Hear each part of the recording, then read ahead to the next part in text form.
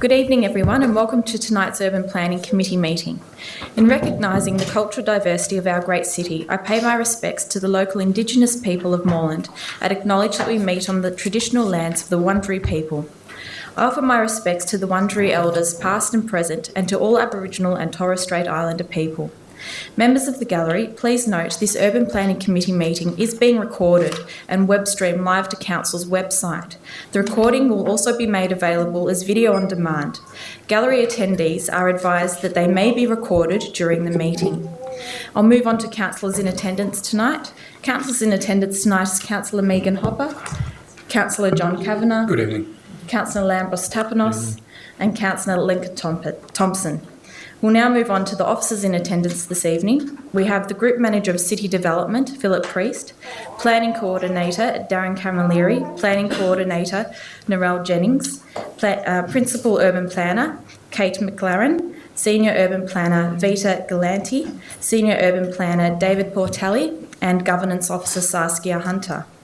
Now, do we have any apologies for this evening's meeting? I've received an apology from Councillor Lita Gillies. Moved by Councillor Megan Hopper.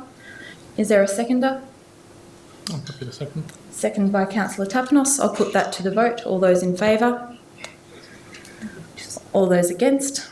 I declare that carried. Oh, sorry, not carried. Lost. Can I please have an adoption for the minutes for the meeting held on the 27th of January 2016? I'm happy to move so. Moved by Councillor Kavanagh, seconded by Councillor Hopper. And now we'll move on to a brief introduction. I'll put that to the vote. All those in favour? I declare that carried. I'll move on to a brief introduction for tonight's meeting. I'd like to thank everybody in the gallery for attending. I think this is a great turnout this evening, and thank you for taking such a keen interest in the community and our development. I wish to give you an outline of how the Urban Planning Committee will run. The relevant planner will introduce the officer's report and the recommendations. I'll then give any objectors the opportunity to move to the lectern in front of us to make their submission. After that time, the applicant will be given the opportunity to speak. Please note there is a time limit of 3 minutes for each speaker, but as chairperson I reserve the right to increase or decrease the time available to any speaker. In relation to the first application for 6 Florence Street, I'd like to acknowledge the hundreds of submissions received in support of this application. I advise the gallery that I have corresponded with Mr Jeremy McLeod this week and propose to allow a departure from the standard 3 minutes for presentations. In order to consolidate a 10-minute presentation, I've asked Jeremy to propose his presentation to us during that time frame of 10 minutes. Many of the gallery would also be aware that this is the second time the Nightingale development has come to the Urban Planning Committee meeting, with extensive submissions having been made to Council and the Urban Planning Committee in relation to this proposal. Councillors have also been extensively briefed on the application, including the contents of hundreds of letters of support. I think it's fair to say the committee members have a thorough appreciation of the views submitters have been providing and the worthy attributes of the Nightingale project. Therefore, I ask that all submissions to the committee tonight focus on the planning considerations within the report. If you're making a submission this evening, please state your name and address for the record. If you're requested to present your viewpoints clearly and concisely on why you support or oppose the planning application. I especially ask that you do not repeat what earlier speakers have said and keep the discussion focused on relevant points not previously raised. If you are opposed to the planning application, please inform the committee why you are opposed and suggest an alternative approach which may satisfy concerns. Please also use the opportunity to focus on your concerns rather than matters of detail in the officer's report. I'll now turn to the planning officer for our first application for 6 Florence Street. But prior to doing that, I'd like to ask the councillors, are there any declarations of interest or conflicts of interest to declare? No. Thank you. We'll now move on to the officer to introduce the report. Thank you, Darren. Thank you, Councillor. So 6 Florence Street, application before us, photo of the subject site.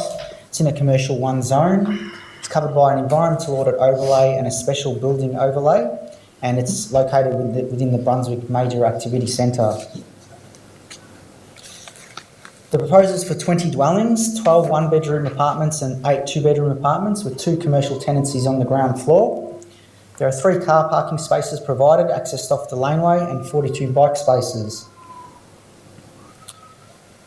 The proposed building heights are shown on the screen with an overall height of 20.76 metres to the top of the lift overrun. The street setbacks at the ground level are to the street, with the upper level setbacks 3.6 metres, with the balconies coming forward 1.8 metres within that setback. Just to the floor plans briefly, as we can see on the ground floor, the 2 commercial tenancies with the pedestrian access from Florence Street, with the rear of the site used for car access and the car parking, the bike parking, and also other facilities, storage. As we go up, the apartments are arranged with the facing either Florence Street or the rear to the laneway, with bedrooms located internally, and you'll notice 1 large light court on the top, and then 2 smaller light courts providing light to the bedrooms. This plan repeats itself as we go up to levels 3 and 4. On the top, we have a roof which is accessed for common purposes with facilities, a winter garden and laundry. And on the screen now is an elevation which is shown from the west, which is what you'd see from the railway line. Just note that to the left there is the outline of the development that's approved, facing Albion Street. It's not constructed at the moment, but you can see the interface between the rear of the proposal and the proposed development that's approved, being the laneway there. There was 1 objection to the proposal and 275 letters of support. I think there's closer to 300 or just over 300 now. We'll keep getting those letters of support, but at the time of writing it was 275. The objector concerns related to car parking and use of the laneway for car parking, and the supporters summarised there as the sustainable ethos of the building and the good architecture of the building. Now to the key issues. Obviously car parking was the key issue which everyone was aware of with the previous proposal that was heard before VCAT, which didn't provide any car parking. This proposal proposes 3 car spaces, and the 3 car spaces are considered acceptable from an officer's perspective. I'm not going to go into the details as to why, but the report outlines all the reasons why, from an officer perspective, those 3 car spaces are considered adequate. Another key issue is the policy context change. So the Moreland Apartment Design Code and the Design Development Overlay, Schedule 18, has now significantly progressed since the last time the Urban Planning Committee considered the previous Nightingale proposal in early 2015. In relation to what does that mean in terms of progress, since that time, both those policies have been exhibited, publicly exhibited, been heard by an independent panel, and that independent panel has given support to both of those policies. It's been council adopted and then submitted to the Minister for approval, and that's where it is at the moment, currently awaiting approval by the Minister for Planning. Key issues: internal amenity. That's guided by the Moreland Apartment Design Code. The building separation standards at the rear interface are not met with this proposal. There's a shortfall of approximately 3 metres to the rear. The light court standards are not met in terms of the size of the light courts, and the balcony size standards don't meet the Moreland Apartment Design Code. The officer report goes into some detail into relation to these issues and explains why, on balance, it's considered that while they don't meet these standards, it is considered an acceptable design. For example, there is a substantial roof terrace that offers a good amenity for future residents, and is the reason why the balcony size standards not meeting the Moreland Apartment Design Code is considered acceptable. Another key issue is built form, and what we have on the screen there is the presentation to Florence Street. The proposed building height is 20.7 metres, and that's to the top of the roof there. And the design development overlay has a maximum height of 17 metres. The proposed upper level setback is 1.8 metres, and that is the distance between there and the street, where the design development overlay would require a 7 metre setback for those upper levels based on the height of the proposal. The proposed street wall height is 5 metres, and that is this height here. And the design development overlay is requesting a 7 to 10 metre street wall height, so that would ask for this to be increased. Now, the main reason for these controls and the purpose for the DDO in terms of asking for these figures and numbers is so that the street wall becomes a more dominant element in the streetscape, as you see it as a pedestrian experience. And with the upper level setbacks being set back further, makes the the upper levels more recessive in the streetscape. The other key objective of making those setbacks larger and the building height less is to ensure that the key pedestrian street of Florence Street is minimises impacts on overshadowing. And that's demonstrated in this diagram here, which shows the proposal as currently submitted, with the two red lines being the overshadowing between 10 and 2 o'clock at the September equinox. So it shows that it would overshadow the opposite side of the street. And the words up there are taken from the design development overlay.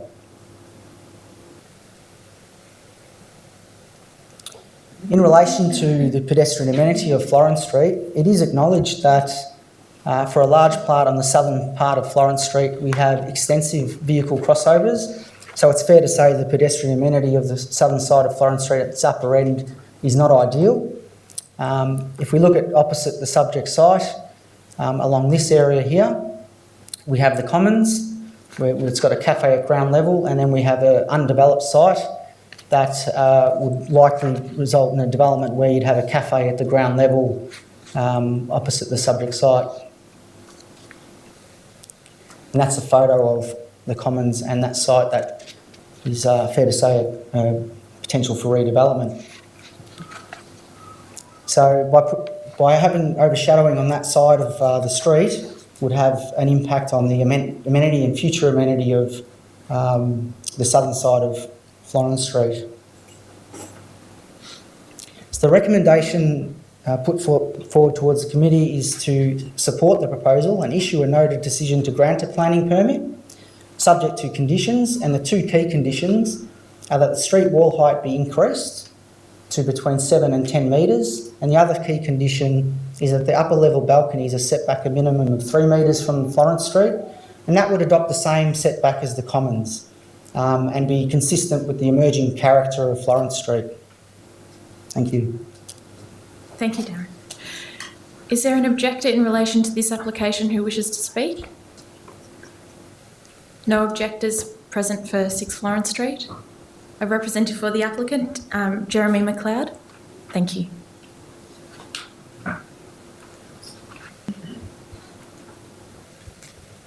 Which one is it? 14, UPC. Do you want to sit here? Should I have the keyboard there? Or?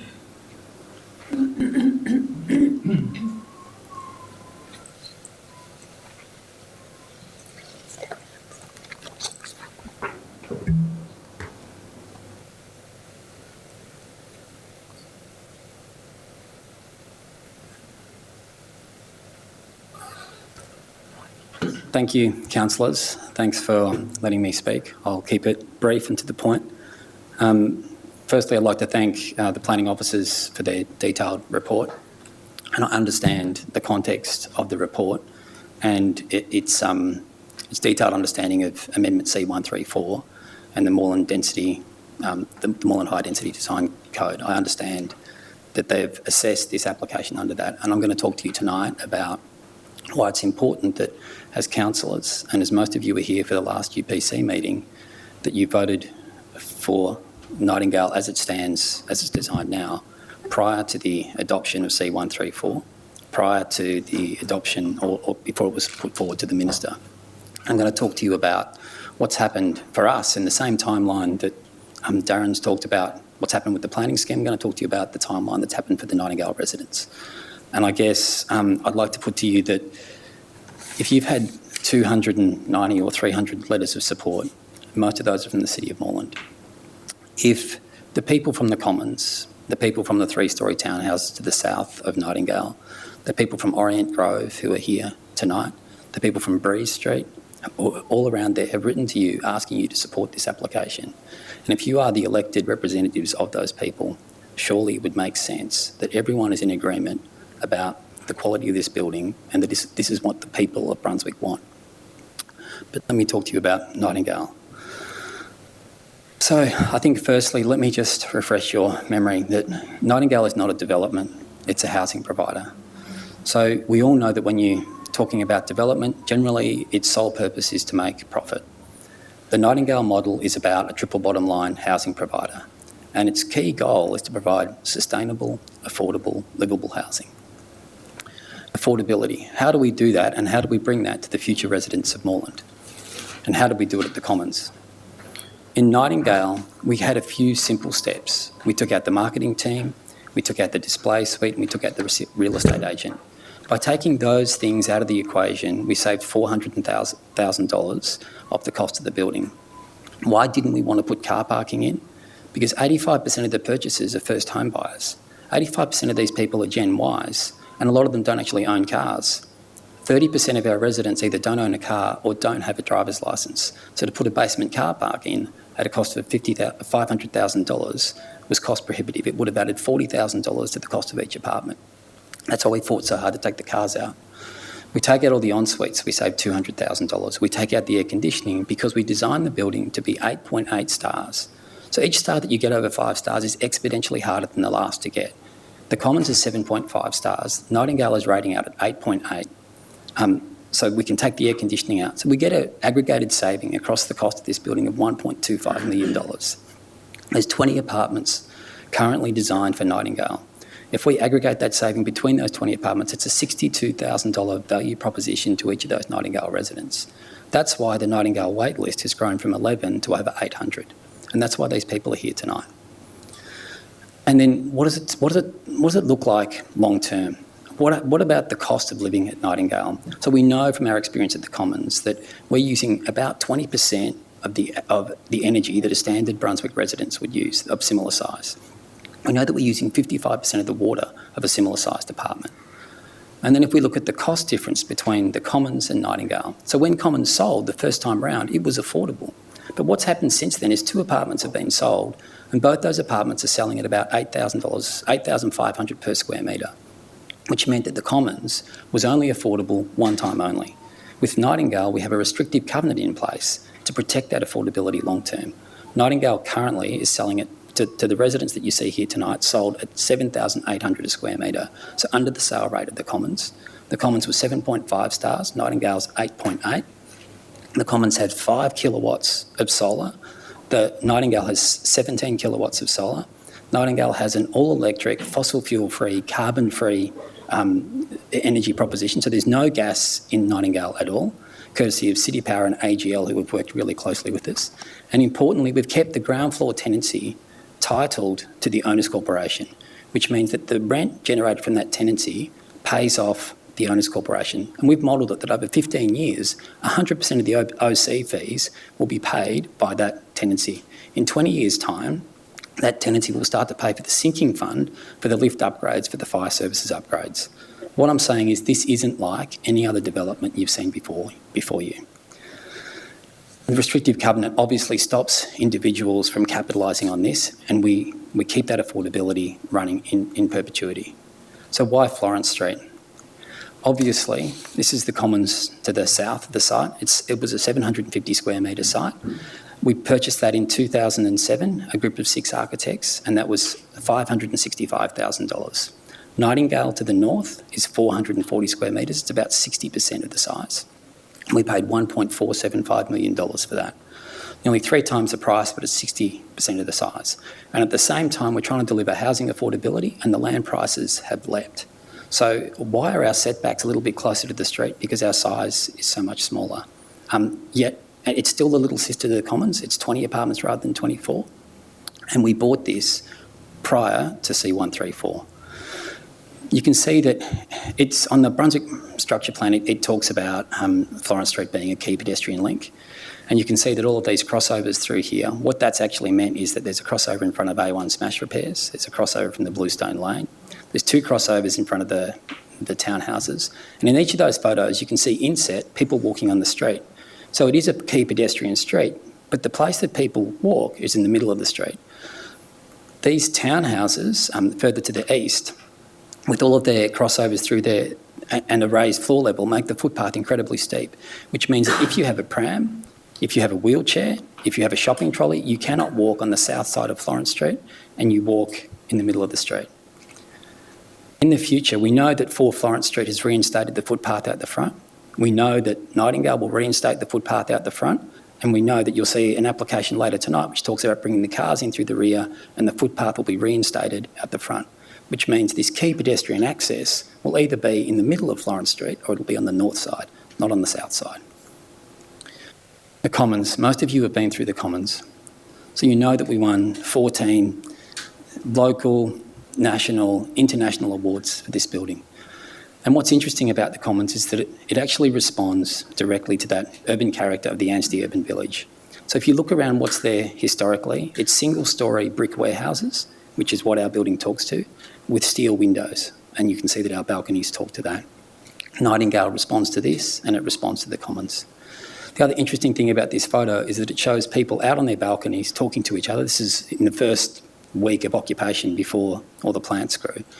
But you can see that people are out there, and there's been numerous occasions when there's been a loud noise or a scream out on the street or on the platform, and everyone's run out onto their living rooms, which all face the street. So all of our living areas face outwards, and people run out to see what's going on. So in terms of passive surveillance, the street wall works for that, particularly in a location next to a train station. Community, you'll see that I think one of the most incredible things about the Commons is actually the people that have moved in there. I'm not just saying that because they're here behind me tonight, to support a 5-storey building which is being built in their street opposite them. But because, the incredible thing is that we built a building. It got sold in the open market, not through an interview process. And the people that came together that bought an apartment with no air conditioning, no individual laundries, no car space, are an incredible bunch of people. They care more about the broader community than themselves. So they've given not just to the people that they live with, not just to Florence Street, but also to some guerrilla gardening on Anstey platform, for example, the Calypso Garage Fun Day sale, which is about to happen. They all danced in the street for the David Bowie tribute night. So they've given back to the community and they will continue to do so.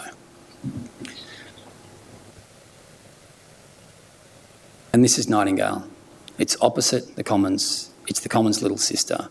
It talks directly to the Commons in terms of architecture. And who are the Nightingale residents? So the difference between the Commons and the Nightingale is that we were just lucky with the Commons residents. They found us. But with Nightingale, we ran a rigorous interview process. We interviewed 57 people, and nearly 60% of them have a combined household income of under $100,000. 85% of them are first-home buyers. And this is who they are. And this is their apartment allocation. And currently, all of the south-facing apartments are the one-bedders which face onto Florence Street. And all of them are over 52 square metres, so larger than Sydney's SEP 65 design guidelines. If we bring in the C134 setback, if we bring in the street wall and then step the building back, what impact does it have on these people? So let's start with the street wall. If we push the bottom 2 levels forward, it makes those apartments bigger. It adds about 10 square metres to each of those apartments. And what that does is that it pushes the price point up by around $20,000 per apartment.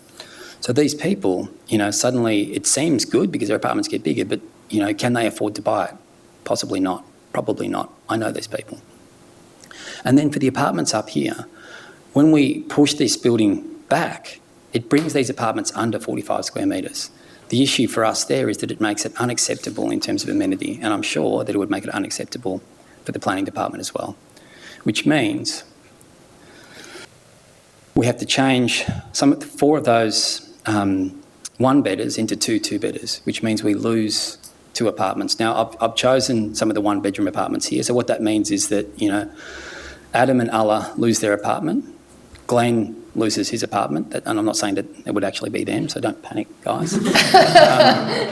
And then Miriam would be moving up from a one-bedder to a two-bedder. So she'd be paying an extra $100,000 for her apartment. James would be moving from a one-bedder to a two-bedder, so he'd be paying an extra $100,000 for an apartment. And I think for both of them, it would be untenable. So what I'm saying is, for those residents, for the people that have been waiting so long, I think that the changes that we're talking about, I understand it from a planning point of view. If I was lodging a planning application today, I would comply with this. But I didn't lodge it today. I lodged it 2 years ago. Jeremy, I'm just conscious of the time, so if you could sum up sure. from here. So how did we get here? So I'm just going to give you a timeline of how we arrived here. In April 2014, we lodged a pre-application meeting. In September 2014, we lodged our planning application. After our planning application, Council adopted C134 after. In February 2015, we came to the UPC. We had 177 letters of support then and 3 objections. UPC, and most of you are sitting here, unanimously supported Nightingale. After that, we allocated the apartments because we never really saw the threat of the VCAT challenge as a reality. We couldn't believe that VCAT would ever issue a refusal. At worst, they might ask for a couple of cars next to a train station, but we never actually saw that coming. Then Council lodged C134, and then we got the VCAT refusal. 3 days after our VCAT refusal, we relodged the same plans with one change, which was 3 cars to the back of the building, purely to satisfy VCAT. As we understood it, we believed that the City of Moreland was satisfied with our application, so the 3 cars were just to satisfy VCAT. C134 is now currently waiting for adoption by the Minister, and now here we are again. And this time we have over 290 letters of support. We have 1 objection from the same objector, and we're at the UPC. So what I'm asking for, councillors, is to use your discretion. That we understand C134, we understand trying to bring order to the chaos which is Brunswick, but we also ask you to look at, how's the history of this project actually come about, and why is it important to support it in its current form? Thank you very much. Thank you, Jeremy.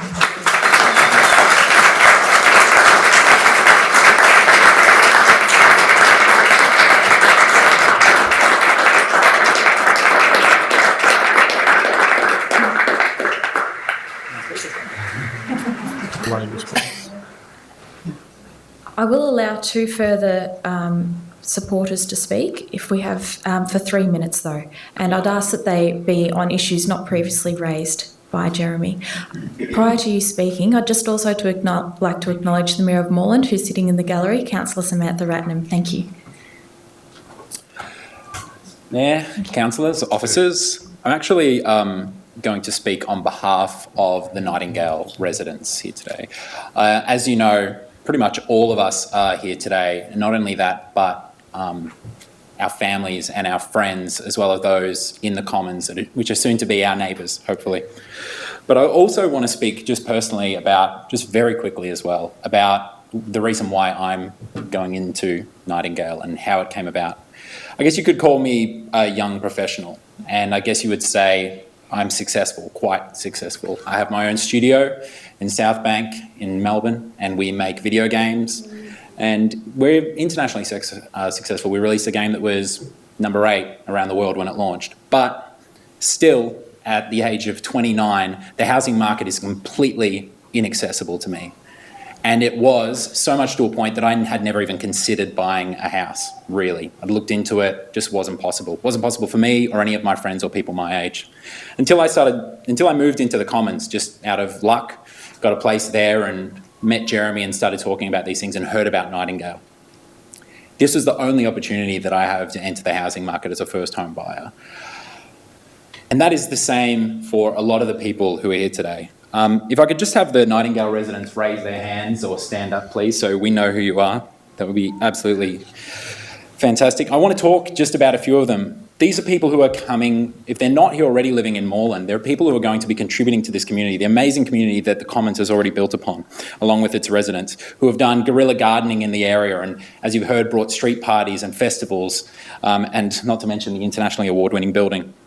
For example, Grace is the founder of Social Studio, who upskills refugees who have been brought here to Australia, given asylum, and then finds job placements for it. Her partner, James, is a police officer who protects the community every day, placing his life at risk. Patrick is a doctor who works for the UN, who is currently in Myanmar fighting infectious diseases. Adam is a local Brunswick artist, affectionately known as Hoss. And then, of course, Jessie Hochberg, we'll call her the legendary Jess, because she's kick-ass government advisor who finds spaces for creatives throughout Victoria. Then Melanie, who's the Chief Medical Officer for the Antarctic Division. And then, of course, there are just your everyday, normal people who are doing amazing things as well in their own right. Young families who are looking, as you heard, many of them first home buyers, like Brad and Ali, who are here tonight, or Nick and Mia, who are here tonight. And I'm quite sure I saw their little children here tonight as well too. So these are the people that, depending on the decision tonight, and perhaps a pursuing decision at VCAT, it's not like we will just move on and get another house.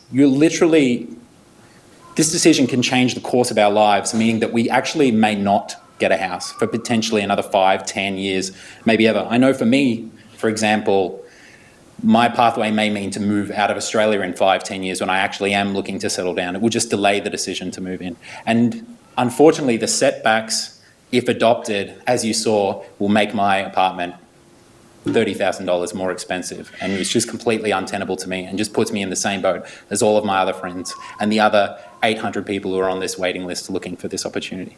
So on behalf of all the Nightingale residents here and our friends and family who have come out, I won't take any more of your time, but I'd just like you to please think about the last time that you voted on this, and hopefully you can see that everything that we're striving for and wanting to get into our new homes hasn't changed at all. Thank you very much. Thank you.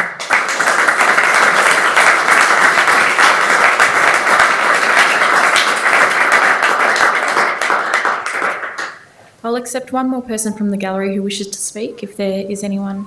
Yes, please come forward. Hello, Nick Dolby, Holbrook Crescent, West Brunswick. I want to speak about pedestrian issues and this street. I appreciate the overshadowing between the hours of 10 and 2, but I'd remark that in fact most of the pedestrian usage of this street will be during peak hour, when, in fact, as an east-west street, it will be fairly well sunlit and so on. I appreciate there may be commercial developments on the south side, but for pedestrians, the bulk of pedestrians using the street will be using the street in sunny conditions throughout the year on the south side. In terms of the street wall, an increased street wall, to me, as a pedestrian, is not a great option. I'd rather have a lower street wall and the upper stories closer to me than a higher street wall. It would give me more of a canyon effect. I also think the architectural quality of the upper stories will mitigate against the sensation of canyonism and so on. Finally, I'd like to ask that in Florence Street, that we declare it a pedestrian shared zone. We put a 5 kilometre an hour speed limit on it, and it becomes a living space for the residents of Florence Street and of Brunswick. Thank you. Thank you.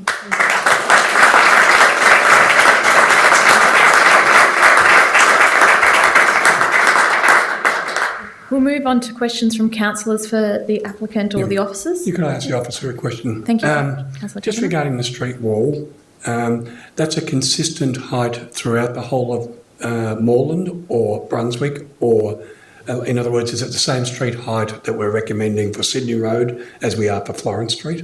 There's varying street wall heights in the Brunswick Major Activity Centre. So there's different precincts that have different street wall heights. In this area, it's looking for a 7 to 10 metre, which is a 2-storey street wall height in this precinct. And if we had a proposal for a 14-storey development in Sydney Road, what would be the proposed street height that we'd be looking for there? I'd have to have a look to be absolutely sure, but relying on my memory, I think along Sydney Road, There's some varying street wall heights. Across Moreland and Lygon Street and Nicholson Street, there's different street wall heights, and they've been derived on an analysis of the context of that particular area. Okay, thank you. Councillor Hopper? Thank you. I'd like to move the motion if there's no further questions.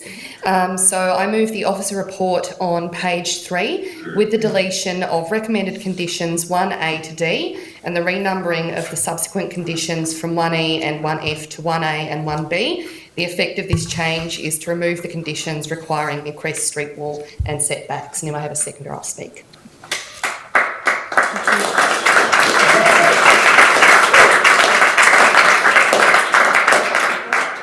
I note Councillor Tapanos is seconding Councillor Hopper's motion. Thank you. Councillor Hopper? Oh, Yes.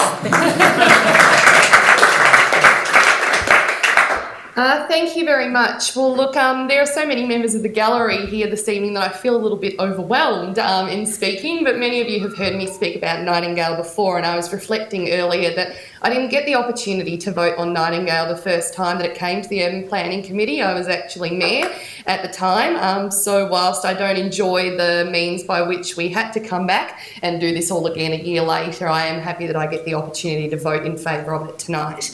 Look, this is an extraordinary application, and we can see from the success that the Commons has enjoyed, multi-award winning, what an extraordinary impact it's had on the Brunswick community and on the scale and type of architecture that we have here in Brunswick.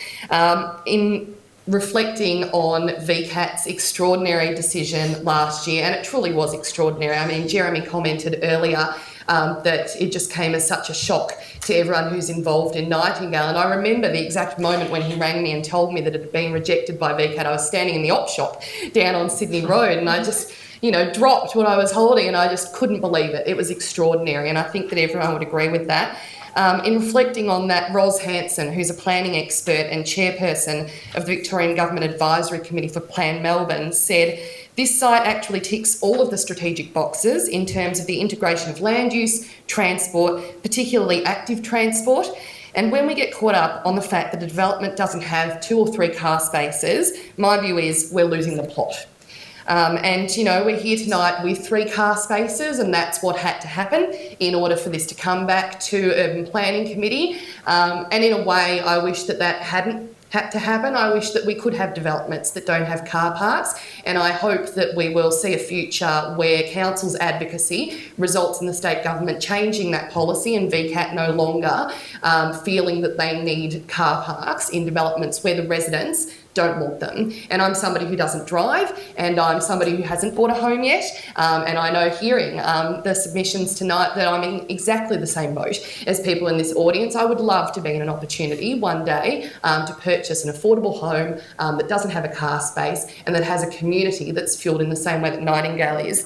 In relation to the street wall and the setbacks, consistent in our consideration of applications within the Anstey Village has been the idea of precedent. We approve 7 stories, even though it goes against the structure plan because there's an 8-storey dwelling down the road. We approve a reduction in car parking because some other guy got it a few months earlier. What is the precedent here? Well, we're directly across the road from the Commons, which provides a direct and flat facade to the street. Whilst it is true that a 3-metre setback is the precedent in the Commons, it's really important to note that the context is different because the site in this case is much smaller. In supporting a smaller setback tonight, I'm supporting a setback that, in my opinion, is a proportionate response to the site that we're dealing with here. It responds visually and architecturally better to the site. And I also concur with the submissions that have been made by members of the gallery in relation to pedestrian access on Florence Street. I know, as a walker and a rider who uses Florence Street, that it is predominantly used within peak hours when this overshadowing won't have an impact. I also know from speaking to people involved in Nightingale and the Commons that there are visions to activate Florence Street even more into the future. And I'm satisfied with those submissions that this will promote a positive outcome overall. So in closing, I hope that my fellow councillors support this motion tonight and that we don't increase the setbacks or increase the street wall. I think this is a positive outcome for the people who will be living in Nightingale, but also for the people who live nearby, and that's shown very clearly by the gallery this evening.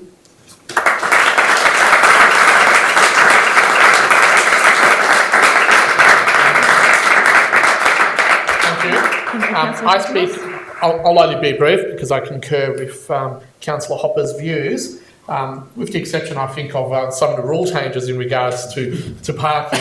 But certainly, when we are talking about parking, we must look at location, and there's no better location than being a few hundred metres from a train station and also a tram on Sydney Road. So this is one of those locations where we do want to accommodate a decrease in parking arrangements and even no car parking developments. But having said that, I don't think they are appropriate in other areas that don't enjoy the same kind of amenity and facilities that this area does.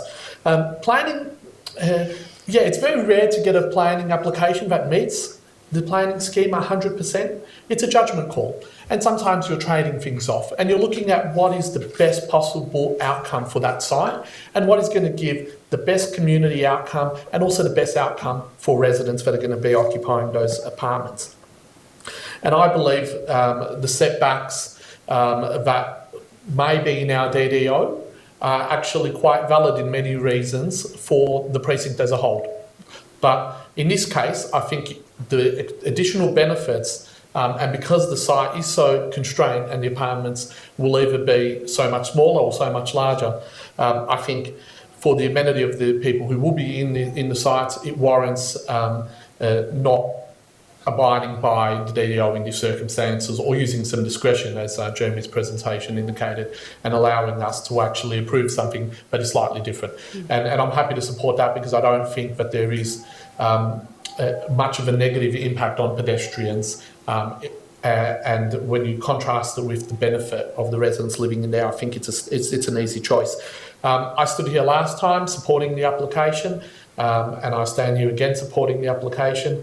And I hope that it does get successfully approved finally in 30 days or so when the appeals process ends, and people that are here and have almost ridden the roller coaster of this journey for 2 years are able to actually see their dream homes actually being built and move into them as soon as possible. So I wholeheartedly sort of support the recommendation to the committee.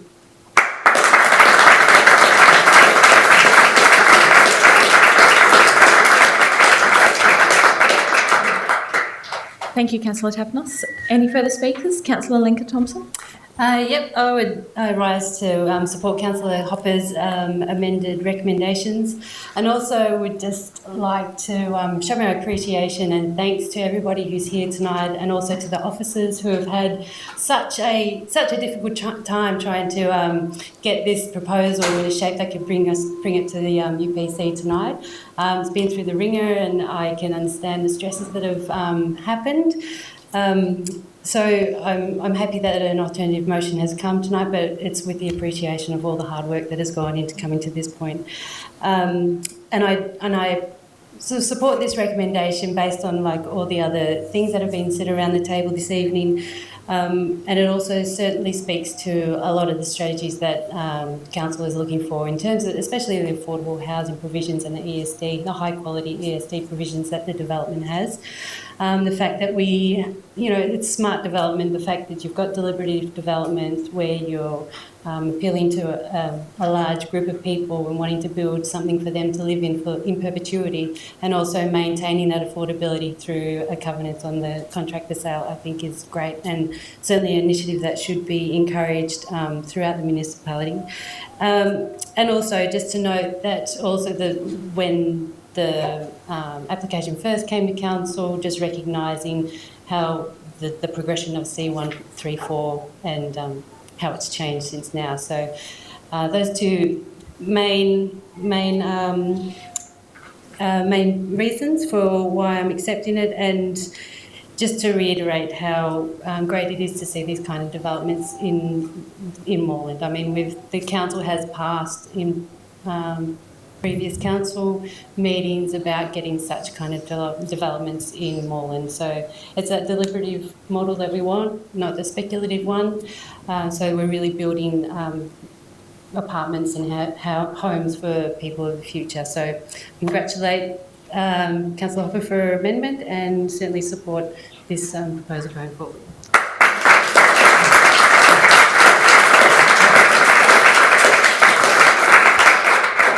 Thank you, Councillor Thompson. Councillor Kavanagh. Thank you. I rise to speak in favour of the motion, but I'm probably want to spend a moment to explain some of my reasoning. My reasoning is not what would first appear to be so. Jeremy mentioned, for example, that the amount of letters of support. I'm influenced by that, but if we only did it on a numbers game, then almost every meeting that the Urban Planning Committee sat, we would be refusing applications, because in the vast majority of cases, we had one applicant and 10, 20, 30, 40, 50, 200 objectors. And so we don't do that. If you come to an urban planning committee, you'll see that many times we go against the majority for what we think is a good planning decision. Because when we stand up here, yes, as a community representative, Jeremy's right on that. But I looked to my notes of a meeting that we had a while ago about our role around this table. And it says, I remember, we're a community representative, yes. In some cases, we're a mediator, but we're a decision maker when we sit around the table at the Urban Planning Committee. And sometimes that means it's difficult. We have to make hard decisions that the gallery are not happy with. It's the easiest thing in the world to stand up and say things that the gallery are happy with. And tonight, I happen to be on that side, but not for that reason, because I believe it's the correct decision. Even the affordability reason, that's not the reason why I'm supporting it.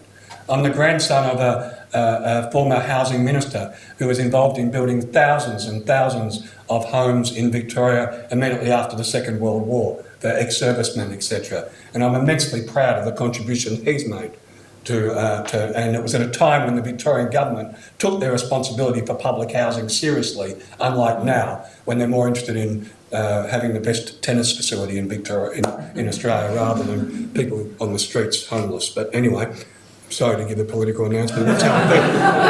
It's just like, so I'm sympathetic to that. I really am, to the gentleman who spoke before. But that's not my reason either.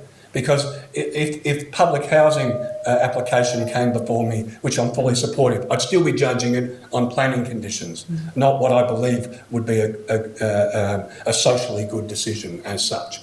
So the reason I'm supporting it is simply fairness. I believe that in this process, that the future residents and the applicant have been stuck in a time situation that is not of their doing. And so that's the reason for my support. I do believe that the wall heights, I'm pleased to hear they do vary in different streets, because I do think that should happen. I'm also not, I also caution the applicant in future of basically, I know the process, but of encouraging people with individual units before they actually do have a planning permit. You know, it's very important. You know, it is important, to be honest, it is important. I understand the reasoning, I understand it's different to many other applicants and many other development situations, but I do caution that. But the reason is because I do think that in this case, in this particular position, and I did visit the site between 5 and 7 p.m, where you can see that the parking waiver or the car park waiver is justified, because even at that time, you can see that the vast majority of people in that particular neck of the woods don't use cars, etc. So, and when you've got Anstey Station, not 200 metres away, but 5 metres away, I think it is. So, I can see the point of it. So I just want to explain, just to make it clear what my reasons are and what my reasons aren't. But I'm supportive of the motion. Thank you.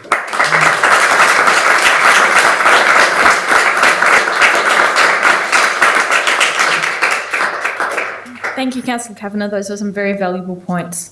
I'll now put the motion to the vote. All those in favour? I declare that carried unanimously. And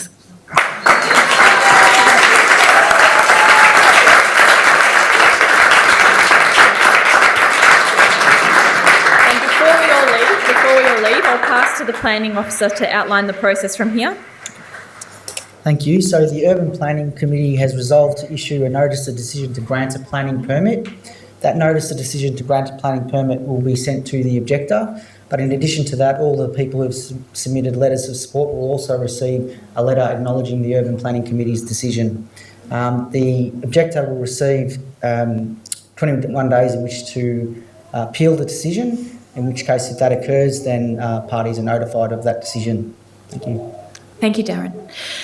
And I'll give the gallery a chance to leave, or if you wish to stay, you're more than welcome to. We've got a few other applications on this evening. Thank you.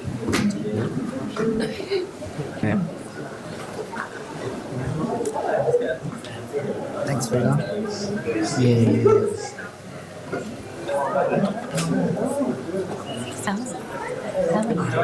So, yeah, we'll find out.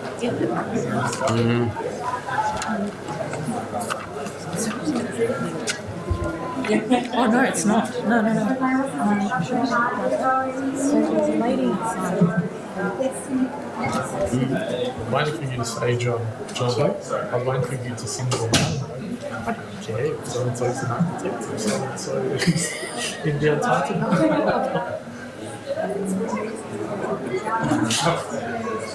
I hope it's nothing personal. Oh, no, that's fine.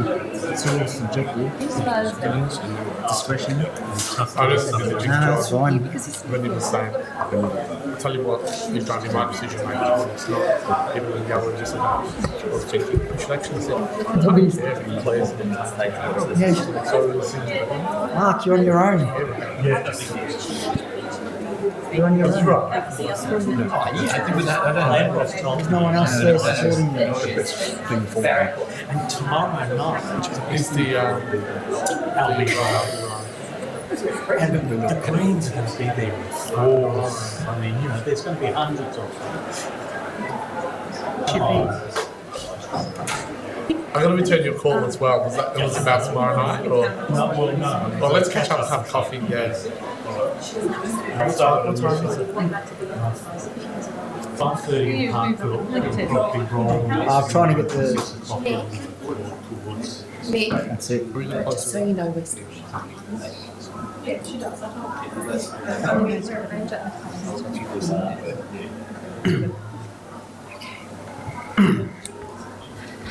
Okay, we'll now move on to our next application for this evening, which is in the same street, number 8 Florence Street, DED 1116, MPS 2015-175, and I'll pass to the officer to outline the planning application.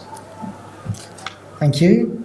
So we're next door at 8 Florence Street, so the previous proposal,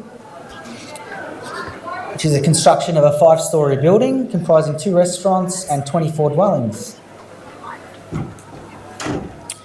So, unlike the previous matter, this application is before the VCAT.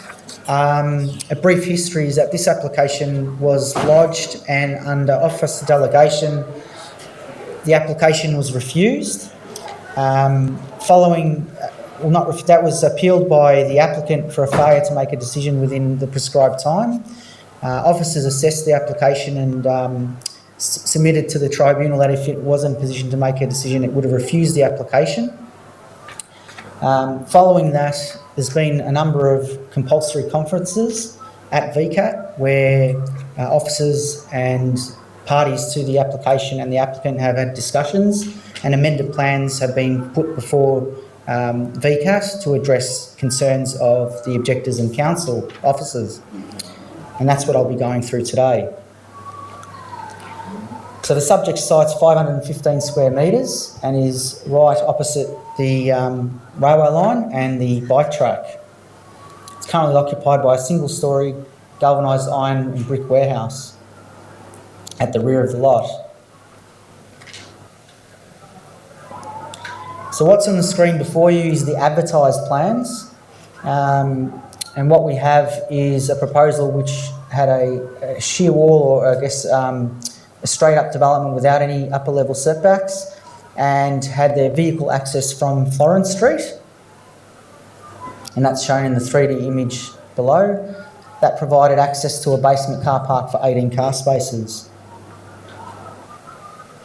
And these are the advertised plans showing the basement up the top.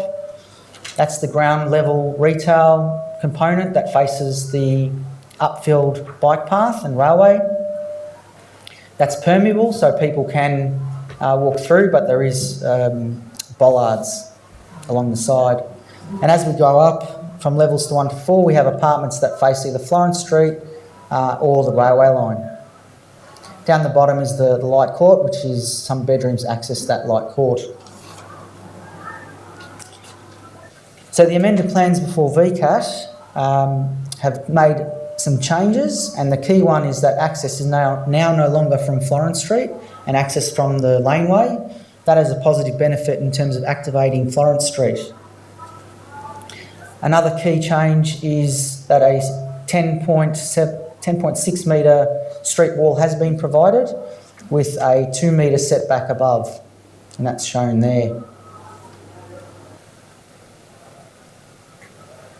These are the amended plans, which are generally the same as the advertised plans when you look at it from that point, but the key difference again is showing that car access is from the rear, that comes through there, goes down into the basement, which allows activation of the street. And then, as we see on the upper levels, a setback has been provided. This proposal also has a substantial rooftop terrace or green roof. 52 objections were received to the original application that was advertised. Of those, 21 parties were parties to the VCAT appeal. VicTrack was also an objector to the application. The amended plans before VCAT, VicTrack and those 21 parties are happy with those plans and have consented to those plans. So what that means is if the Urban Planning Committee is of the opinion to support the amended plans, that it's likely that a consent order will be reached and a merits hearing will not take place. The key issues with the proposal: internal amenity, Moreland Apartment Design Code. The light court standard, the size is met in this proposal. There's a minor non-compliance with the width, but the light court standard exceeds the Moreland Apartment Design Code, and the balcony size standards are slightly not meeting the MADSI requirements. The officer's report explains why we're happy with those minor amendments or changes or variations to those standards. In relation to built form, the design development overlay, again similar to the previous application previously explained. Maximum building height, this one is 17 metres and the proposal meets that at 17 metres. I will note that the rooftop here does exceed the overall height, but is exempt from calculation as the maximum building height because it's a much smaller rooftop structure. The street wall height is a slight variation, it exceeds by 0.6 metres, but officers put a recommendation that that's almost negligible and meets the street wall objective.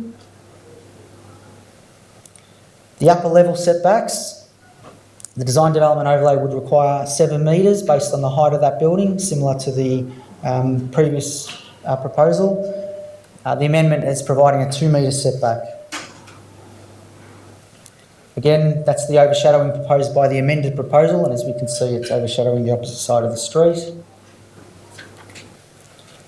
And the recommendation is to support the amended plans, that submission to VCAT be to support the amended plan subject to the key conditions to increase the upper level setbacks to 3 metres and the roof setback to avoid overshadowing the opposite side of the street and the provision of 2 adaptable dwellings. I will note also that there is a slight change to the officer recommendation in relation to that condition. There's an additional sentence that if the view was of the committee to support that the balconies not be reduced in size as well. Thank you. Thank you. Is there an objector who wishes to speak in relation to this application? There's no objectors for this application here tonight? Okay. Is there a representative for the applicant present? There is, Madam Chair. My name is Mark Norton. I'm a planning lawyer. And in a sense, I'm the bad guy in the room, or I was for number 6, because number 8 was an objector to number 6, and you know about that. That's right. And we are the sole objector to number 6's current application. But these really hard-working, lovely people, they're not property developers, they're not speculative types. They've reached agreement with Mr Livingston, and we've been to VCAT for 2 days to mediate an outcome which sees us happy with Jeremy, if I can say that, and Jeremy happy with us, and everybody else happy with us. I think that's the first thing I wanted to say. The second thing, I've got a little bit of difficulty, perhaps we can come back to it, with hearing about a new proposition tonight from Mr Camilleri about another condition, but I also think there's an error in the way he has phrased recommended condition 1D. I'd like to think about that in terms of whether he means all of the levels or some of the levels, but park that thought. Please don't be distracted by that. Please. Don't you be distracted. I want to distract him with that proposition. Okay. So that's introduction. We've kissed and made up. 6 and 8. I don't want to put a gun to your head. I really, really don't want to put a gun to your head. I'm an advocate. I do this all day. I go to VCAT. This is what I do. I think you've got to understand that we've got a deal between 6 and 8 in terms of effectively a non-aggression type arrangement. I'm not saying this will be the outcome, but if we don't achieve what we think is the right thing tonight, and we were hoping to come here and get ratification for what was at VCAT, and we've got about 85 to 90% of ratification, then it does bring into jeopardy the whole 6 and 8 thing, and it brings into jeopardy Mr Livingstone's position, but that's just life in a non-aggression environment. So we went to 2 days of mediation. What did we do? We fixed up the height. We fixed up VicTrac's concerns. We fixed up the street edge issues at ground floor because there were some views expressed about that. We fixed up the issue of how we related to the edge of the bike park, to our bike path, not park, path, to our immediate western edge. And we got the access thing around the back. You know all of that. I say respectfully, insofar as the application number 6 is concerned, that our setbacks and our shadow impacts are in fact better than number 6 in terms of compliance with C134. We are far closer to C134 than the application that you have just determined. Let me make that abundantly clear. We are better than number 6 insofar as that's concerned. So, what do we do with this application? You're not going to hear from me in 10 minutes because I haven't asked for 10 minutes. You've got before you additional conditions 1D, E and F, and there's an associated condition dealing with adaptable housing. And, sorry, I've just gone on with those. Sorry, continue. Good, okay. An additional condition dealing with adaptable housing. Are we going to fight you on adaptable housing? No. Are we going to accept adaptable housing? Yes. So conditions E and the additional call-up for conditions dealing with 2 adaptable dwellings in the development, we will live with. If we get out of this tonight, again, not with gun to head, but if we get out of this tonight with the effective ratification of a mediated deal. So we'll live with that.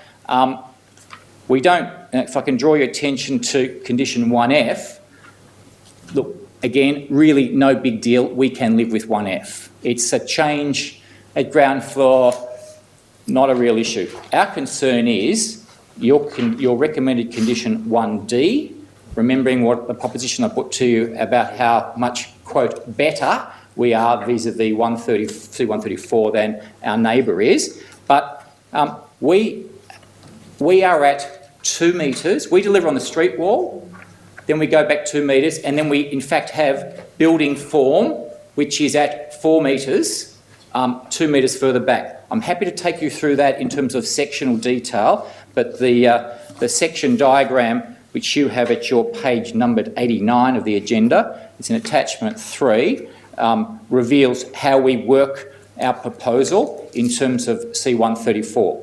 So, cut to the chase. What do we want to get out of tonight? We want, I submit respectfully, I urge you to say, let's ratify this deal.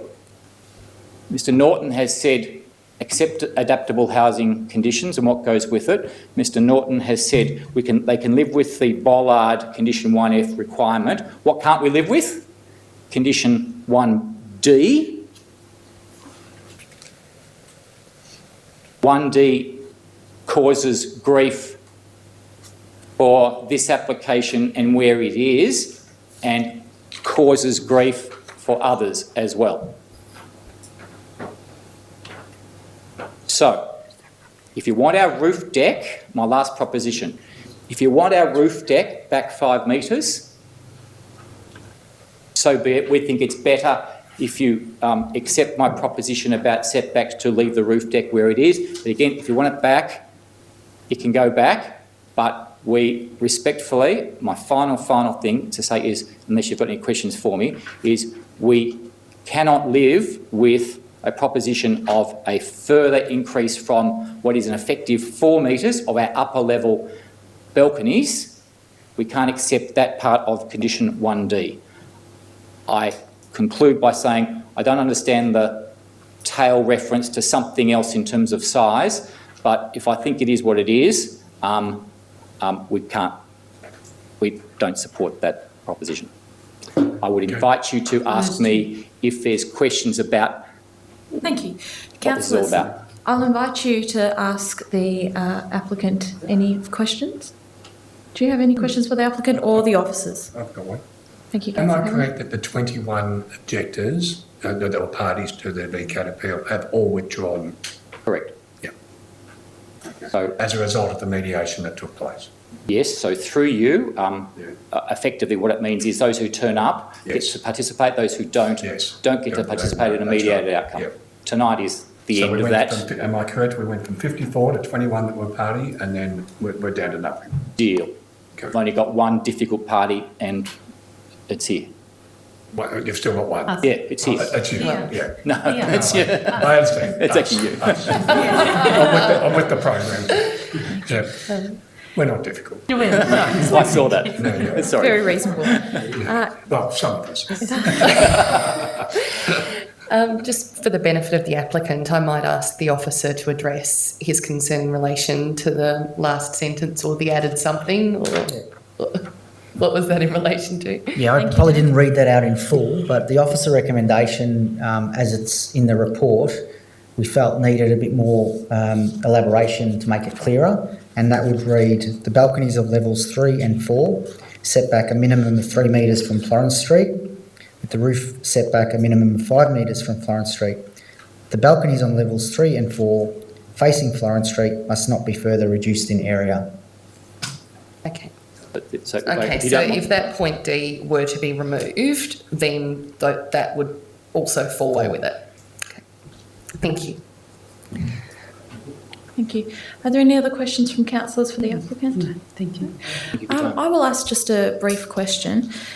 You'll appreciate that 6 Florence Street had some very exceptional design qualities, particularly in relation to environmental standards.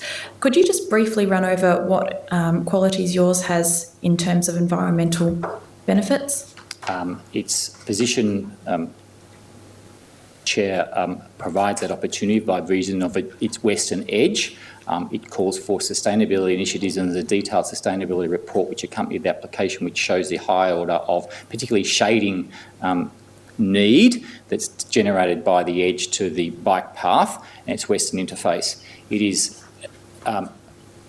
said in the report that you have before you that this is a building of quality in terms of not only the architecture, not only the internal amenity, but its attributes in terms of, I'm not going to say 8.8 stars, so let's be clear about that. I'm not going to say that, but this thing ticks a high order of sustainability compliance, and I know that a report which came from my office went with the application in support of that proposition. Thank you. Do councillors have a motion they wish to move in relation to this?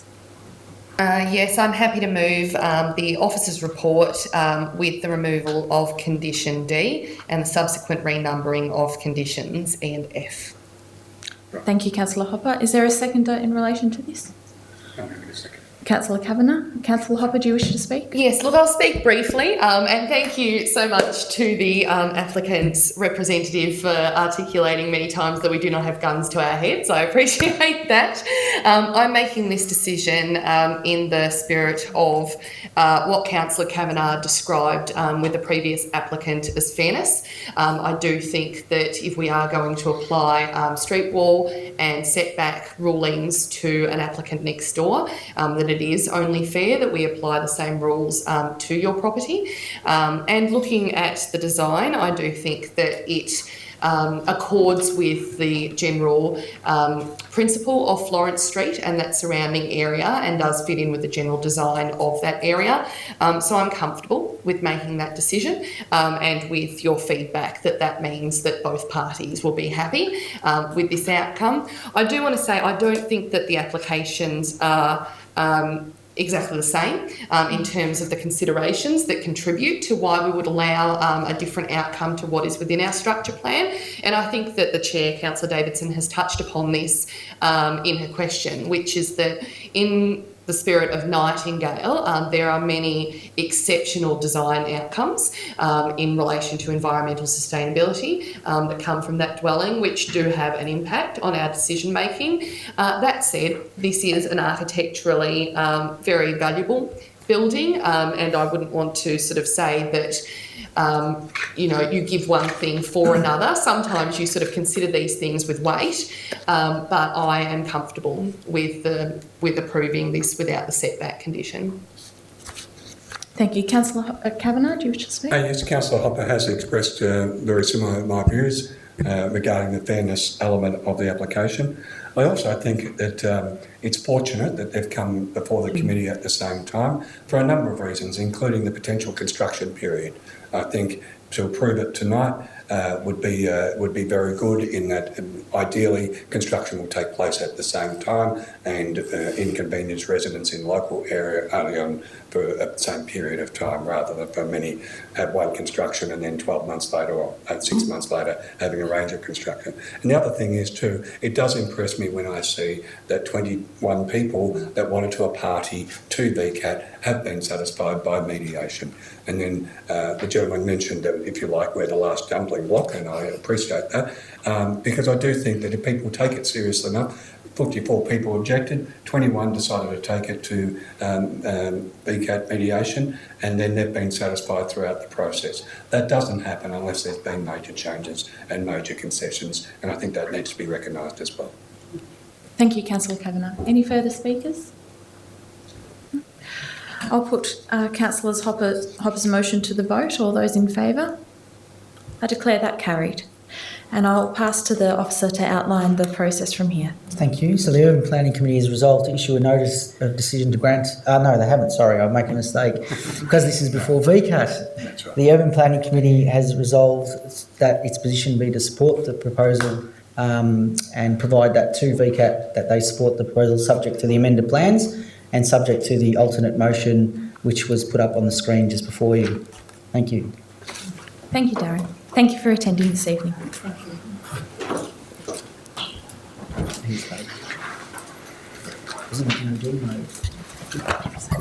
Yeah, thanks, David.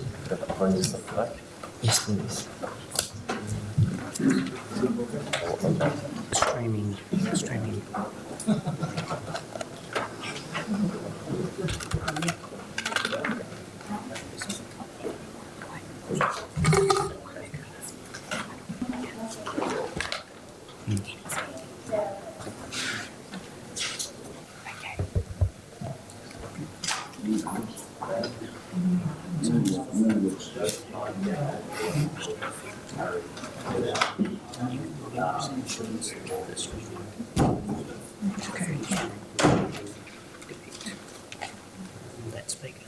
Okay. We'll now move on to DED 1216, 10 Millward Street in Brunswick, planning permit application MPS 2015-586, and I'll pass to the officer to outline the application. Thank you. This application proposes the construction of 6 triple-storey dwellings and 1 double-storey dwelling at 10 Millward Street in Brunswick.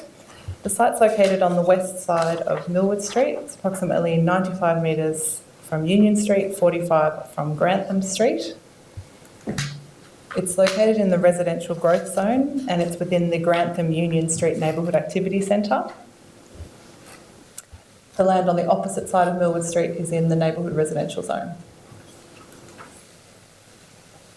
This is the adjoining property to the south, the single dwelling, and to the north, 3 double-storey units with a driveway down the common boundary with the subject site.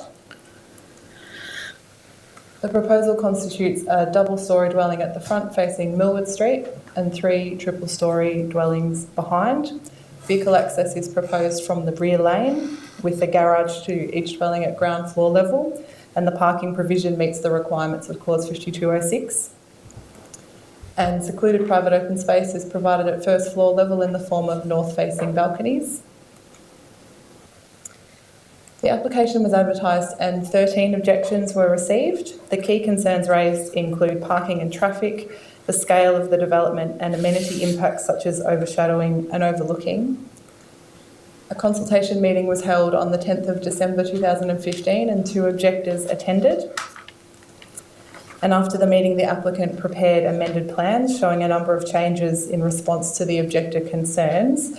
These included an overall height reduction of 300 mils to reduce visual bulk, provision of an acoustic fence along the southern boundary, and screening to one of the north-facing balconies. And these changes form a condition of the recommendation.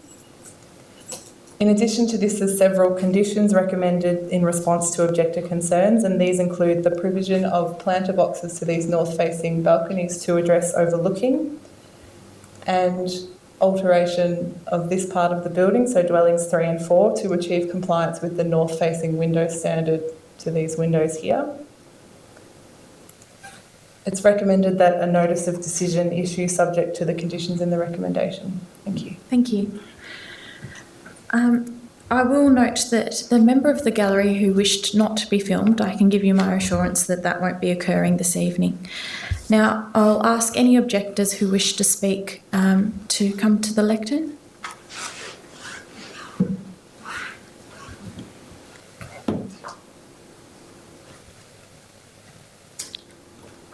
Teresa Ferro for 12 Millwood Street, property at the southern boundary.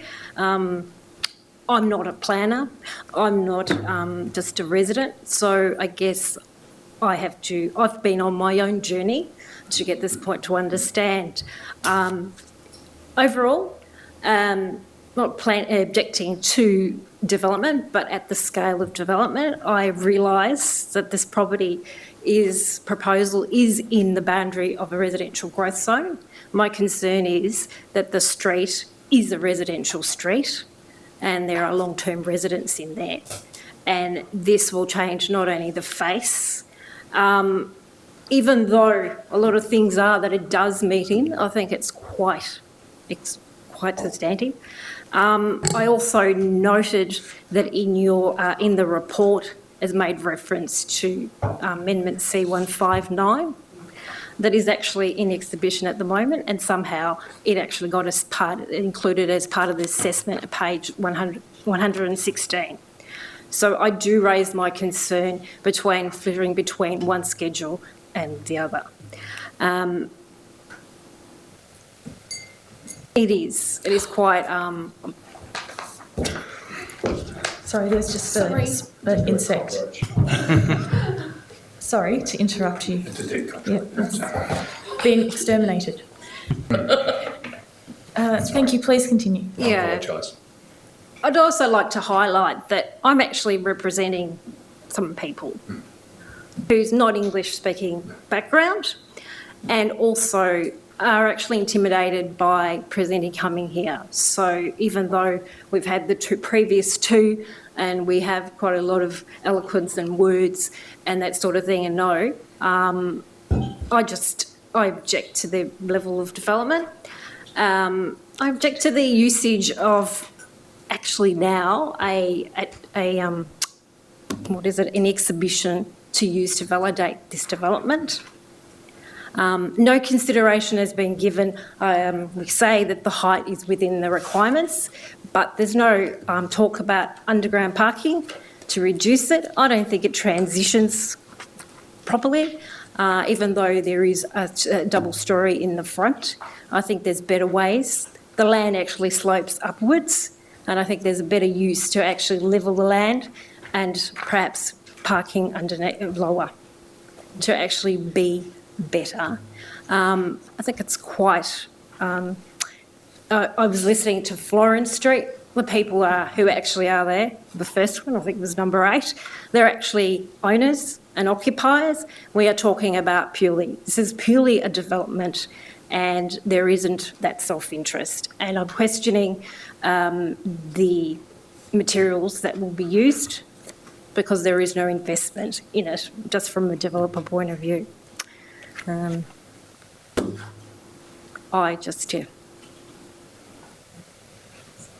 Thank you.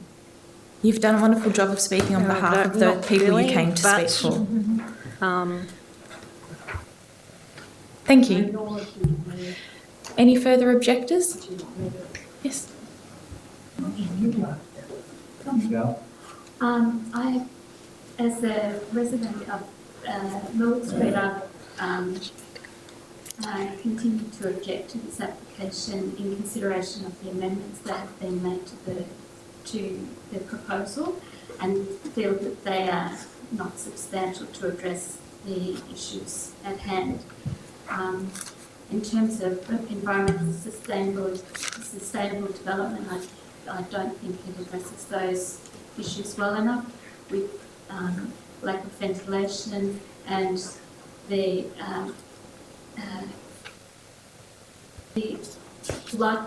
high likelihood of use of air conditioning in these dwellings, which we all hope can be avoided, as we've seen with the Florence Street development, the Nightingale project and the Commons.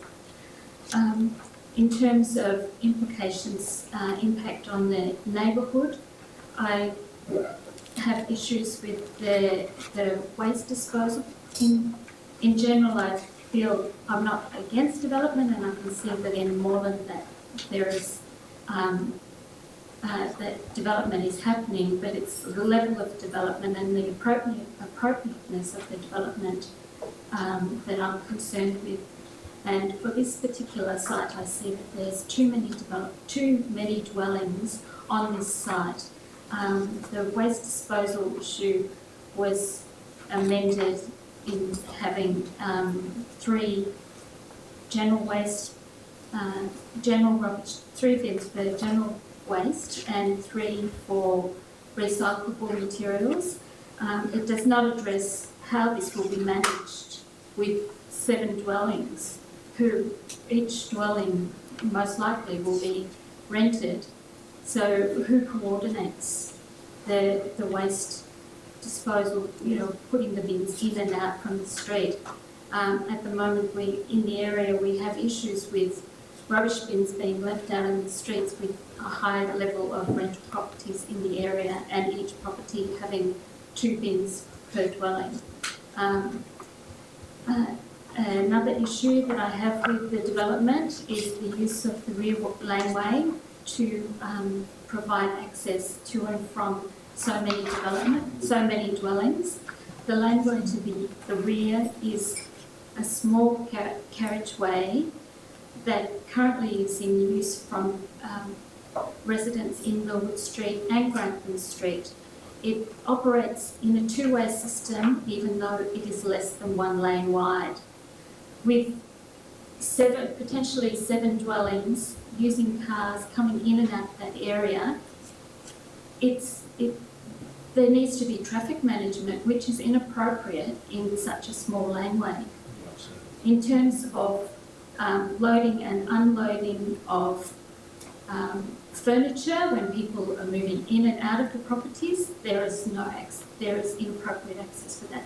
The laneway does not accommodate trucks, and there again we do have traffic issues. In essence, I think there's too many dwellings for this site, and it's not well planned.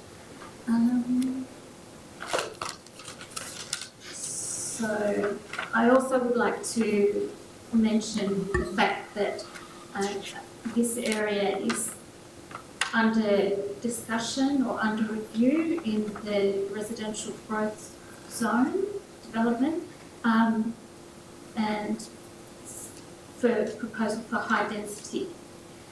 This is not resolved at the moment, and concurrently tonight the council has organised a meeting addressing the development zoning for this particular area at a different location in Brunswick. had that not occurred, I would suggest that there would be a much larger representation for this application.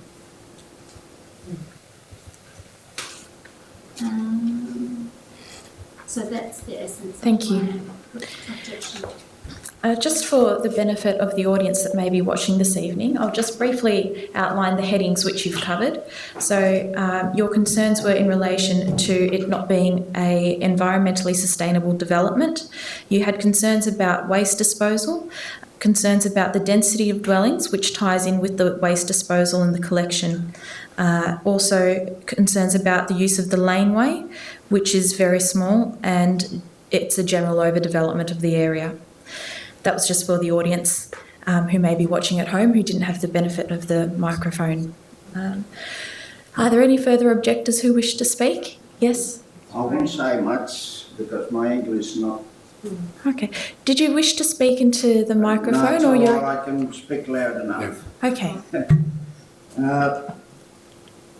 My opinion is, I live next door with the three beautiful townhouses. What can be the new developer build 3 or 4 nice, they look nice and suit in the street where we're living? Because as the lady said, we're going to have a lot of problems with parkings, with the line, because already at the line there's about 6 or 7 garages, the existing ones. They're going in and out through the line. Now, another 7 units there. If they meet one night, who's going to reverse, who's going to go back to let the other one go in? And I mean, it's too many for 7 and 3 stories. That's full stop. Something has to be done from the council. And a gentleman in the last meeting, he said, I said the council would gain more rights every year. And he says, no. Whatever they pay now, they're going to split in 7. It's not true. Now the house paying $2,000 a year. Council will collect $14,000 a year. Right. Well, that's the council for. If they're building, the council has to collect. Plus, we don't get the right service at the street. If I don't sweep my front garden, my front footpath, the leaves get up 5 inches high. The big trees that plant horizontally, they're blocking sewages, they're causing trouble. They lift the concrete on the street, on the outer strip. We have a lot of troubles in that street. We like to keep it nice and clean, if it's possible. Thank you. Thank you. Can I say something? Yes, please. I'm from number 12. I said last time, when I come in here, it's too many and too high. Because in the winter, I got to keep the light on all time. And I got to consider, I'm there for 56 years. And now, what happened? Thank you. So just in summary, those concerns were in relation to neighbourhood character, parking, the use of the laneway again, and traffic management, and too many developments on the site and the height of the development. Are there any further objectors? 3 or 4 stories. With Thank 3 you. or 4 units, Yes, 2-story, that'll be fine. Thank you. We've heard you loud and clear. Thank you. Thank you. No further objectors who wish to speak? No. Is there a representative for the applicant present? Yes, please come forward. Hi guys, my name's Anthony and I'm a representative for the applicant. First off, obviously I'd like to say that the subject site's in a residential growth zone and the site is within the Grantham and Union Street Neighbourhood Activity Centre. So in this case, both the zoning and the location of the land within the neighbourhood centre encourage a significant increase in housing densities. and the zoning allows for a 4-storey or for up to a 4-storey building in that location.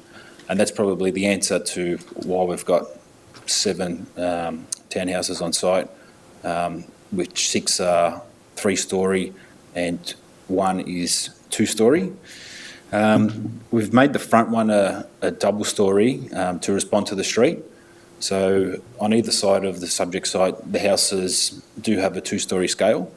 So by providing a double-storey dwelling at the front with dwelling 2 setback, I think it's about 13 metres, ensures that the development can integrate with the street.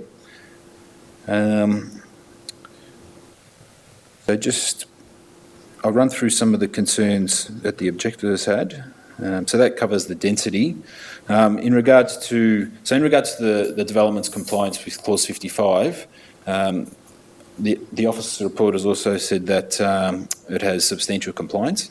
So we tick all those boxes in that we comply with all the amenity, probably most importantly, the amenity standards of clause 55 to protect the neighbouring properties. Probably a positive to the development is that we've removed the crossover on the street. This will put back a visitor car space on the street, and then it's a concern of the objectors, but we're using a laneway for vehicle access, and this to us is probably positive because we're activating the laneway and we're using activating the public infrastructure, and it also is consistent with council policy to use laneways where possible and to remove crossovers along streets, particularly in Brunswick where on-street car parking, there's not much. As far as the waste goes, there's a communal waste area at the front of behind dwelling 1. And to answer the question of one of the objectors about who takes the bins in and out, it's part of the body corporate because they're communal bins, so then each dwelling doesn't have a separate bin, and the body corporate will take them out and then put them back in, so it's probably better because at least it will be done.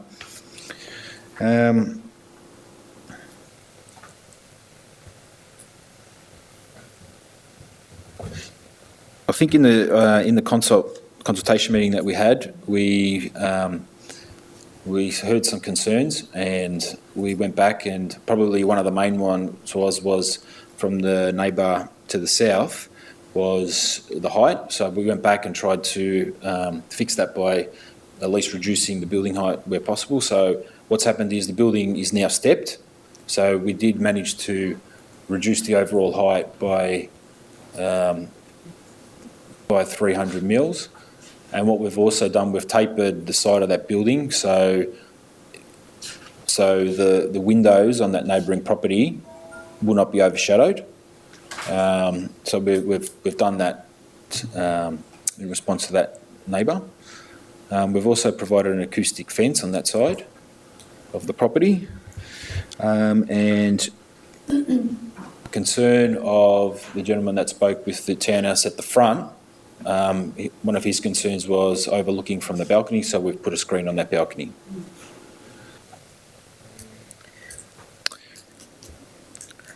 Thank you, Anthony. I think that's covered a lot of points. I'm not sure if councillors have questions for you or the officers. No? Is there a motion that Councillor Kavanagh? I'd like to move the motion on page 106 to 109, and if I have a seconder, I'll speak to it. Councillor Linker-Thompson seconds Councillor Kavanagh's motion. Thank you. Look, first of all, even though I'm moving this motion, it doesn't mean I particularly like the development, but I want to make a couple, and I absolutely appreciate the effort that went into the objections and the way in which they presented their objections. The key thing in this site is the fact that it's in the residential growth zone. This is the key thing. Yes, it makes reference you're right, in the officer report it does mention C159, which is under exhibition at the moment, and it does mention the development and design overlay. The key thing is the residential growth zone. About 18 months ago, Council tried to protect as much of the neighbourhood residential zone as possible. We actually continue to increase the neighbourhood residential zone, but on this side, on the western side of Millard Street, it is in the growth zone because it is only around 50 metres from Grantham Street. Right? That is the reason why it's in the growth zone.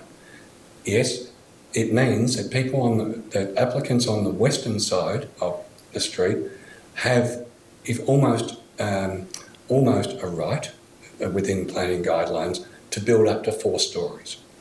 People on the eastern side of the street, because they're in the neighbourhood zone, do not have that right. And that's where we're stuck in this. It's all about the zoning. Now, mention was made of the meeting that's going on tonight. That's actually about neighbourhood centres, as in commercial centres. The residential decisions have already been made. This is the consultation that's going on at the moment is about the little neighbourhood shopping centres around Moreland. That's the consultation that's currently going on. The residential zone has been covered. Does it mean I particularly like the development? No, I don't. All right, and I can understand that you wouldn't be in favour of it. But the truth is, the applicant could come with 4-storey developments, and they'll probably have a very good chance of approval. That's the situation. Now, can I also say regarding the rating question? Now, it is the advice you received is correct. What happens is council sets the amount that it wants to collect in rates in a 12-month period, so around the $160 million mark. In essence, that is divided by the amount of rateable properties, and then we look at which properties are more valuable than others. But in essence, it's $160 million. For example, say if there's 60,000 properties, it's $160 million divided by 60,000 properties, and then you put in the capital value. Or if it's 70,000 properties, it's divided by 70,000 properties. So if you're a mathematician, you realise that each property actually does get a benefit by development. Now, I know that's not going to appease you, but that's how it works out. It's not like we, anyway, that's just by and by. Sorry to get so complicated on that, but anyway, I don't know, I've raised that before and people don't accept it, but that is how it works. All right? So it's the actual zoning that is the important thing here, all right? And so that's why I'm supportive of it. Thank you, Councillor Kavanagh. Councillor Thompson, do you wish to speak? Yes, and I would also like to thank the objectors who have come here tonight to share their objections with us. It's always valuable to hear the objections firsthand, and there's also sometimes there are other issues that come out of it when you approach us, so appreciate you coming tonight. And like Councillor Kavanagh, we don't always agree with the applications that come before the Urban Planning Committee, but we have no control about what applications come. An application is submitted to council and then we have to make a decision based on the application. And like Councillor Kavanagh was saying about the law of the land and how it's a residential growth zone, there is the potential that a development could come onto this site at 4 stories and not necessarily have the setback that this particular application has. So I appreciate that the application is doing its best to speak to the street. And it is a difficult one because it's a transition zone, like it's a transition between 2 different zones, and we completely hear that and understand that, but I guess a line has to be drawn somewhere, and looking at the further development and population increase in the municipality. And in terms of, I hope the waste disposal issue had been rectified, where the bins have been located out the front and the body corporate will be taking it out onto the nature strip to be collected by the waste disposal unit. And I guess in that sense, because a crossover is being taken away, so there is an increase in nature strip in that area and also an increase on-road car parking, 1 space. I think that's a positive outcome for the streetscape. And just in terms of the gentleman's issue with the street cleansing or street cleaning, that's something that can be taken back into the council organisation. We need to cut all the trees off the street. And that's something that we can talk about, like outside of this planning decision-making body, but it is something that we can take to the council instead. So, echo Councillor Kavanagh's sentiments, and yeah, we'll be supporting. Thank you, Councillor Thompson. Councillor Tapanos? I actually rise to speak against the motion. And councillors, we've dealt with 2 applications already, and this is the 3rd one, all 3 in Brunswick, 2 in Bree Street and now 1 in Millwood. And I know... Florence. Florence Street, just off Bree Street in the Bree Street precinct. And I know both areas quite well. I grew up 5-minute walk from the Bree Street precinct, and now I live within 5 minutes of Grantham Street. And you must admit, councillors, it is vastly different parts of Brunswick with different types of densities, different types of developments, and you see that difference. And on a very strategic level, we as a council have worked very hard in our strategic planning documents. And in a way, we've said very loud and clear that we want increased apartments, increased densities along our public transport corridors, particularly that Sydney Road corridor between Sydney Road and the railway line. And that's where we are seeing those types of developments that we dealt with in application 1 and 2 today. 7, 8 stories, some are up to 10 in that precinct. But Brunswick West is a little bit different. It's from day one when it was subdivided, there were always bigger blocks there, and it catered for a more family demographic, people who valued those backyards. And I think council along the road has recognised that history and has preserved it. So yes, we've done a great job in making sure that the large majority of Brunswick West is actually in the neighbourhood residential zone and protected. And we have some that's not. And it's really unfortunate for some of the residents that are in that area that calls for greater growth. But the growth is not the same. It's not the same growth that we expect to see along Sydney Road as the same growth that we expect to see here. So I think we need to keep that into consideration. It's also not the same type of growth when we are seeing the first application, the first turnover, the first transition. Most of the residences in that area are single dwellings. Yes, there is some development and some units are free next door directly, but there's a single dwelling just next door with private open space. And that is what the bulk of Brunswick West looks like. So I do agree with the residents that so many dwellings in the first application is a little bit excessive. I think that in the future, it may well not be. It may be what is the area. But for the first one, the first transition, I think it's excessive to go to so many dwellings. I think that the best use of this site would be for it to be developed. But perhaps the residents correct. Perhaps 3, perhaps 4 would be more appropriate as opposed to all of the dwellings that we have seen jammed into this plot of land. And I think the applicant's actually done an amazing job in meeting most of the planning scheme because, in my view, it is an overdevelopment. It is an overdevelopment. They've had to go to extraordinary lengths to be able to meet a lot of the provisions in the planning scheme. And the reason for that is because there's just so many dwellings there. And it does have an ongoing impact. It will impact the streets and the surrounding areas. So I caution councillors, but do keep in mind, don't just hear Brunswick and think that Brunswick's exactly the same. Brunswick West and Brunswick East and Brunswick between the transport corridors of Sydney Road and the train station are vastly different. Different demographics, different plots of land, and the ones in Brunswick West, the large plots of land catered for families, should be preserved into the future. We allow them to be converted now to multi-development. We'll never get those back, and we'll be creating a suburb that is really catered to push families out, and that's not what we want to see. Thank you, Councillor Tapanos. Are there any further speakers? If there's no other speakers, I'd like to close the debate. Yes, thank you, Councillor Kavanagh. Okay. Just to say a couple of things. Number one, you might wonder why we have a growth zone and a neighbourhood zone separated by the street. The reason is the only other alternative is to do it on the back of the properties, and so then you'd have a 4-storey development looking into your backyards. So we do it in the middle of the street as a way of separating the two. And so I can understand that. Number two, I must say, Councillor Tapanos, you spoke very well, but when we had the rezoning, you voted for the rezoning. You voted for the rezoning at that point, and so that's for why it is a growth zone. At that point, that would be the time to have changed it. Council was unanimous in its voting for the rezoning. Regarding the site coverage, I'm not saying it's brilliant, but it only takes up 47% site coverage. The applicant actually could have gone to 60. Right? So, you know, on balance, I understand it's a change for these people, and then I accept if they're not happy about it, particularly ones who have lived there for a long time. I'm absolutely understanding of that, but that is the planning scheme. Thank you, Councillor Kavanagh. I'll put the motion to the vote. All those in favour? All those against?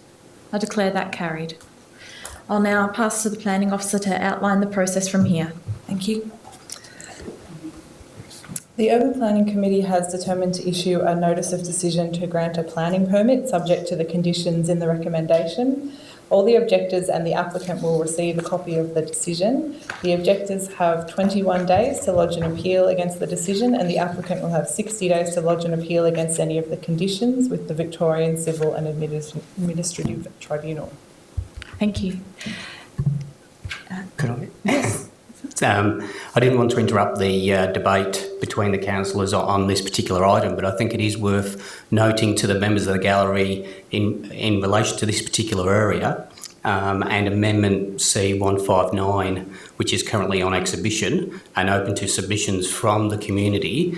An explanation in relation to that amendment is, as Councillor Kavanagh explained, the residential zones which brought in the residential growth zone and the neighbourhood residential zones, councils across Victoria had a particular period of time in which to bring those zones into the planning scheme. There was a time imperative in which council needed to go through that process, and council has now brought in those particular controls. What this amendment is about is looking at those areas where the residential growth area was imposed, and also the commercial areas in neighbourhood activity centres, and trying to give a bit more guidance on development in relation to those particular areas. So, as Councillor Kavanagh correctly pointed out, the guiding controls at the present time for this site is the residential growth zone, and that talks about heights of 3 to 4 storeys. This amendment that Council's progressing in your particular area at the moment seeks to provide some better control and some better guidance on what development within that area should look like. So it's introducing a new design and development overlay with new controls. We mentioned it in the officer report tonight, even though it's in its infancy and only at a exhibition stage, so that councillors were aware how that impacted on this particular proposal. But there is an opportunity before you now as residents to look at those controls and make submissions on them, which council can then consider in going forward with that particular amendment. Thanks. Thank you, Philip. I think that was very useful to clarify these points, and also thanks to Councillor Kavanagh for the explanation he's given. I will now declare the Urban Planning Committee meeting closed. Thank you for attending.